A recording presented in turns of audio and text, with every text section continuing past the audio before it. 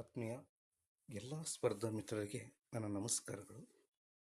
ನೋಡಿ, ಇವತ್ತು ಈ ವಿಡಿಯೋ ಮಾಡೋದಕ್ಕೆ ಕಾರಣ ಏನಂತಂದರೆ, ಯಾರೆಲ್ಲ ವಿಲೇಜ್ ಅಕೌಂಟೆಂಟ್ ಆಫೀಸರ್ ಅಂದರೆ ಗ್ರಾಮ ಆಡಳಿತ ಅಧಿಕಾರಿ ಹುದ್ದೆಗಳಿಗೆ ಅರ್ಜಿ ಸಲ್ಲಿಸಿರ್ತಾರೋ ಅವರಿಗೆಲ್ಲ ಕೆ ಎ ಕಡೆಯಿಂದ ಒಂದು ಇಂಪಾರ್ಟೆಂಟ್ ನೋಟಿಸ್ ಬಂದಿದೆ, ಅಂದರೆ ಸೂಚನೆ ಬಂದಿದೆ.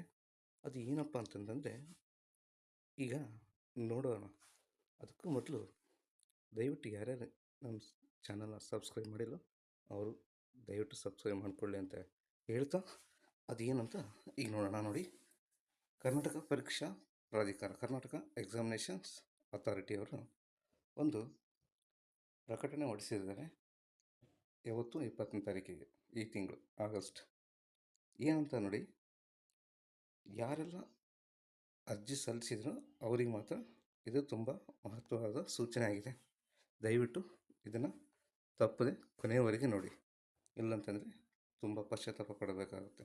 ಯಾಕೆಂದರೆ ಮುಂದೆ ಇದನ್ನು ಸರಿಯಾಗಿ ನೋಡದೆ ಹೋದಾಗ ನಿಮಗೆ ಪರೀಕ್ಷೆಯಿಂದ ವಂಚಿತರಾಗಲೂಬಹುದು. ಅದಕ್ಕೋಸ್ಕರ ಇದನ್ನು ಕೊನೆಯವರೆಗೆ ನೋಡಿ ಅಂತ ಹೇಳ್ತಾ, ನೋಡಿ ಇಲ್ಲಿ ನೋಡಿ ಕೊಟ್ಟಿದ್ದಾರೆ ಪ್ರಕಟಣೆ ಅಂತೇಳಿ. ಕರ್ನಾಟಕ ಸರ್ಕಾರದ ಕಂದಾಯ ಇಲಾಖೆಯ ಗ್ರಾಮ ಆಡಳಿತ ಅಧಿಕಾರಿ ಹುದ್ದೆಗಳಿಗೆ ನೇರ ನೇಮಕಾತಿ ಸಂಬಂಧ ಕರ್ನಾಟಕ ಪರೀಕ್ಷಾ ಪ್ರಾಧಿಕಾರದಿಂದ, ನೋಡಿ ದಿನಾಂಕ ನೆನಪಿಟ್ಕೊಳ್ಳಿ, ದಿನಾಂಕ 29/9/2024, ದಿನಾಂಕ 29/9/2024 ಕಡ್ಡಾಯ ಕನ್ನಡ ಪರೀಕ್ಷೆಯನ್ನು ನಡೆಸಲು ವೇಳಾಪಟ್ಟಿಯನ್ನು ಈಗಾಗಲೇ ವೆಬ್ಸೈಟ್ನಲ್ಲಿ ಪ್ರಕಟಿಸಲಾಗಿರುತ್ತದೆ.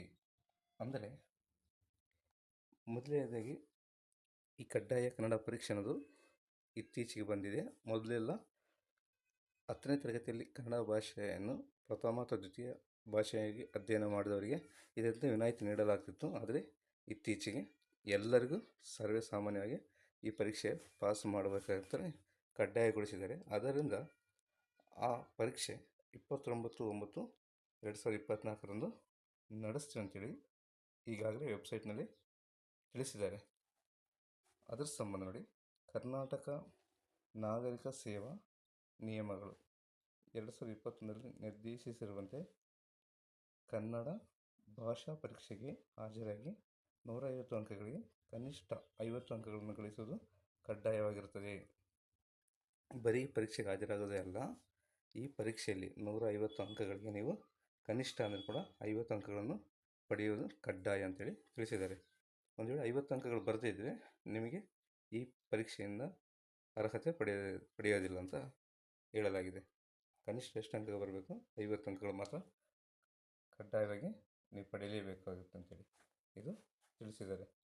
ನೆಕ್ಸ್ಟ್ ನೋಡಿ, ಆದ್ದರಿಂದ ಗ್ರಾಮ ಆಡಳಿತಾಧಿಕಾರಿ ಹುದ್ದೆಗಳಿಗೆ ಅರ್ಜಿ ಸಲ್ಲಿಸಿ ಶುಲ್ಕ ಪಾವತಿಸಿರುವ ಎಲ್ಲ ಅಭ್ಯರ್ಥಿಗಳು, ಯಾರ್ಯಾರು ಫೀಸ್ ಕಟ್ಟಿದಾರಲ್ಲ ಅವರೆಲ್ಲ ಕಡ್ಡಾಯ ಕನ್ನಡ ಭಾಷೆ ಪರೀಕ್ಷೆಗೆ ಪ್ರವೇಶ ಪತ್ರವನ್ನು ಡೌನ್ಲೋಡ್ ಮಾಡಿಕೊಂಡು ತಪ್ಪದೆ ಪರೀಕ್ಷೆಗೆ ಹಾಜರಾಗತಕ್ಕದ್ದು. ಯಾರು ಈ ಪೋಸ್ಟಿಗೆ ಅಂತೇಳಿ ಅಪ್ಲೈ ಮಾಡಿದಿರಲ್ಲ ಅಪ್ಲಿಕೇಶನ್ನ, ಅವರೆಲ್ಲ ಈ ಕನ್ನಡ ಕಡ್ಡಾಯ ಭಾಷೆ ಪರೀಕ್ಷೆಗೆ ಪ್ರವೇಶ ಪತ್ರವನ್ನು ನೀವು ಡೌನ್ಲೋಡ್ ಮಾಡಿಕೊಂಡು ಕಡ್ಡಾಯವಾಗಿ ದಿನಾಂಕ 29/9/2024 ಹಾಜರಾಗಲೇಬೇಕಂತೇಳಿ ಹೇಳಿದ್ದಾರೆ. ಈ ಕಡ್ಡಾಯ ಕನ್ನಡ ಭಾಷೆ ಪರೀಕ್ಷೆಗೆ ಹಾಜರಾಗಿ ಅರ್ಹರಾಗುವ ಅಭ್ಯರ್ಥಿಗಳಿಗೆ ಮಾತ್ರ ಸ್ಪರ್ಧಾತ್ಮಕ ಪರೀಕ್ಷೆಗೆ ಅವಕಾಶ ನೀಡಲಾಗುವುದು. ನೋಡಿ, ಇದೊಂದು ತುಂಬ ಒಳ್ಳೆಯ ಅವಕಾಶ ಅಂತ ಹೇಳ್ಬೋದು. ಯಾಕೆಂದರೆ ಅಪ್ಲಿಕೇಶನ್ ಎಷ್ಟಾದರೂ ಹಾಕಿರಲಿ, ಇದರಲ್ಲಿ ಮಾತ್ರ ನೀವು ಎಲಿಜಿಬಲ್ ಆದರೆ ಮಾತ್ರ ಮುಂದಿನ ಪರೀಕ್ಷೆಗೆ ಹೋಗೋದಕ್ಕೆ ಅರ್ಹತೆ ಕೊಡ್ತಾರೆ. ಅಂದರೆ ಈಗ ಸಾಮಾನ್ಯ ಸ್ಪರ್ಧಾತ್ಮಕ ಪರೀಕ್ಷೆ ಅಂದರೆ VA ಪೋಸ್ಟಿಗೆ ಸಪ್ರೇಟ್ ಎಕ್ಸಾಮ್ ಇರುತ್ತಲ್ಲ, ಅದನ್ನು ನೀವು ಬರೀಬೇಕಂತಂದರೆ ನೀವು ಈ ಕಡ್ಡಾಯ ಕನ್ನಡ ಪರೀಕ್ಷೆನ ಪಾಸ್ ಆಗಲೇಬೇಕು. ಒಂದು ವೇಳೆ ಇದರಲ್ಲಿ ಅರ್ಹತೆ ಪಡೀಲಿಲ್ಲ ಅಂತಂದರೆ ನೀವು ಆ ಪರೀಕ್ಷೆಗೆ ಅನರ್ಹತೆ ಪಡೆದಂಗೆ. ಆವಾಗ ಸಾಕಷ್ಟು ಸಂಖ್ಯೆ ಕಡಿಮೆ ಆಗ್ತವೆ, ಅಭ್ಯರ್ಥಿಗಳ ಸಂಖ್ಯೆ. ಸೊ ಅದನ್ನು ನೀವು ದಯವಿಟ್ಟು ಇದನ್ನು ಗಮನಿಸಿ. ನೋಡಿ, ಕಡ್ಡಾಯ ಕನ್ನಡ ಭಾಷಾ ಪರೀಕ್ಷೆಗೆ ಗೈರು ಹಾಜರಾದ ಅಭ್ಯರ್ಥಿಗಳಿಗೆ ಮತ್ತು ಹಾಜರಾಗಿ ಕನಿಷ್ಠ 50 ಅಂಕಗಳನ್ನು ಪಡೆಯದ ಅಭ್ಯರ್ಥಿಗಳಿಗೆ ದಿನಾಂಕ 27/10/2024 ನಡೆಯಲಿರುವ ಪತ್ರಿಕೆ 1, ಪತ್ರಿಕೆ 2ರ ಸ್ಪರ್ಧಾತ್ಮಕ ಪರೀಕ್ಷೆಗೆ ಹಾಜರಾಗಲು ಅವಕಾಶವಿರುವುದಿಲ್ಲ. ಇದನ್ನು ತುಂಬ ಗಮನವಿಟ್ಟು ನೆನ್ಪಿಟ್ಕೊಳ್ಳಿ. ಯಾರು ಕಡ್ಡಾಯ ಕನ್ನಡ ಪರೀಕ್ಷೆಗೆ ತಪ್ಪಿಸ್ತಿರೋ ಅಥವಾ ಆಬ್ಸೆಂಟ್ ಆಗ್ತಿರೋ ಅಥವಾ ಪರೀಕ್ಷೆಗೆ ಹೋಗಿ 50ಕ್ಕಿಂತ ಕನಿಷ್ಠ 50 ಅಂಕಗಳಿಂದ ಕಡಿಮೆ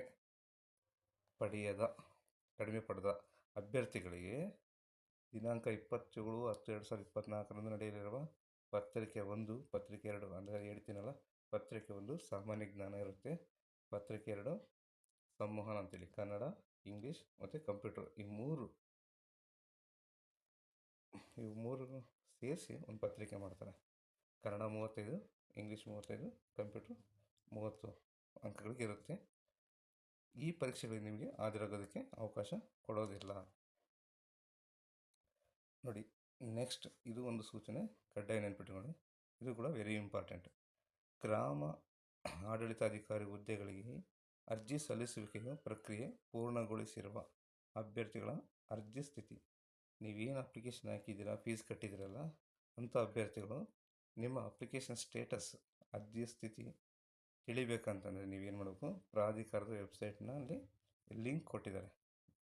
ಆ ಲಿಂಕ್ನಲ್ಲಿ ಅಭ್ಯರ್ಥಿಗಳ ಅರ್ಜಿಯ ಅಂಗೀಕೃತವಾಗದಿದ್ದಲ್ಲಿ ನೀವು ಆ ಲಿಂಕನ್ನು ಚೆಕ್ ಮಾಡಿಕೊಂಡು ನಿಮ್ಮ ಅಪ್ಲಿಕೇಶನ್ ಸ್ಟೇಟಸನ್ನು ಚೆಕ್ ಮಾಡ್ಕೋಬೋದು. ಅದರಲ್ಲಿ ಸಕ್ಸಸ್ಫುಲ್ ಅಂತ ಬಂದಿದ್ದರೆ ನೀವು ಓಕೆ, ಅಕ್ಸೆಪ್ಟ್ ಆಗಿದೆ ಅಂತೇಳಿ. ಒಂದು ವೇಳೆ ಅನ್ಸಕ್ಸಸ್ಫುಲ್ ಅಂತ ಬಂದಿದೆ ಅಥವಾ ರಿಜೆಕ್ಟ್ ಅಂತ ಬಂದಿದ್ದರೆ